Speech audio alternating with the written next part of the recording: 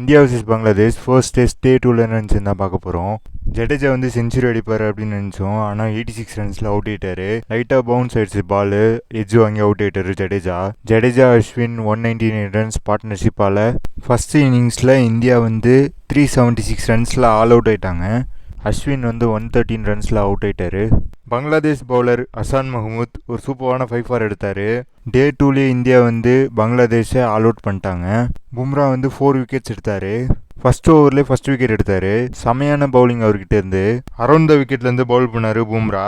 ஸ்ட்ரைட்டாக வந்த பாலை எப்படி ஆடுறதுன்னு தெரியாமல் பவுல்ட் ஆகி அவுட் ஆகிட்டார் பேட்ஸ்மேன். செமையான பவுலிங் பும்ரா கிட்டேருந்து. 4th விக்கெட்டில் செமையாக ஏக்கர் போட்டு பவுல் பண்ணார்.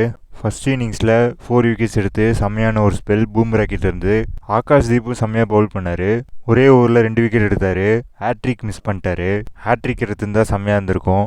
சிராஜும் 2 விக்கெட்ஸ் எடுத்தார். அதுவும் அந்த செகண்ட் விக்கெட் செம்மையான ஒரு விக்கெட். ஒரு யாக்கர் போட்டு பவுல் பண்ணார். செம்மையான ஒரு விக்கெட் சிராஜ் கிட்ட இருந்து. ஜடேஜா வந்து 2 விக்கெட்ஸ் எடுத்தார். இந்தியா வந்து பங்களாதேஷை வந்து செகண்ட் டேலேயே ஆல் அவுட் பண்ணியிருக்காங்க. 149 ரன்ஸில் இந்தியா வந்து பங்களாதேஷை ஆல் அவுட் பண்ணியிருக்காங்க. ஒரு செமையான பவுலிங் பர்ஃபார்மன்ஸ் இந்தியா கிட்டேருந்து. இந்தியா வந்து ஃபாலோ ஆன் கொடுக்கல, நாங்களே பேட்டிங் ஆடுறோம் அப்படின்னு டிசைட் பண்ணிட்டாங்க. இந்தியா வந்து 227 லீடோட செகண்ட் இன்னிங்ஸ் பேட்டிங்க்கு வந்தாங்க. ஜெய்ஸ்வால் 10 ரன்ஸில் அவுட் ஆயிட்டாரு. ரோஹித் சர்மா 5 ரன்ஸில் அவுட் ஆயிட்டாரு. கோலி 17 ரன்ஸில் அவுட் ஆயிட்டாரு. கோலி கில் கிட்ட கேட்டார் ரிவ்யூ எடுக்கலாமான்னு. கில்லு வந்து வேணாம், அது அவுட்டு தான் அப்படின்னு சொல்லிட்டாரு. இவர் நடந்து போயிட்டாரு. அது விவரமா பார்க்கும்போது அது வந்து அவுட் இல்லை, நாட் அவுட் அப்படின்னு கிடச்சி டிஆர்எஸ். பால் பேட்டில் எட்ஜாச்சு. டிஆர்எஸ் மட்டும் எடுத்திருந்தா கோலி பேட்டிங் ஆடி இருப்பாரு. கோலி பேட்டிங் ஆடுறத சென்னை ஃபேன்ஸ் பார்க்கலான்னு வந்திருப்பாங்க. ஆனால் அது வந்து அவங்களுக்கு ஏமாற்றுறது தான் கொடுத்துருக்கு. At the end of day 2ல இந்தியா வந்து 81 ஃபார் 3ல இருக்காங்க. சுப்மன் கில் வந்து 33 ரன்ஸ்லேயும் ரிஷப் பண்ட் 12 ரன்ஸ்லேயும் ஸ்ட்ரைக்கில் இருக்காங்க.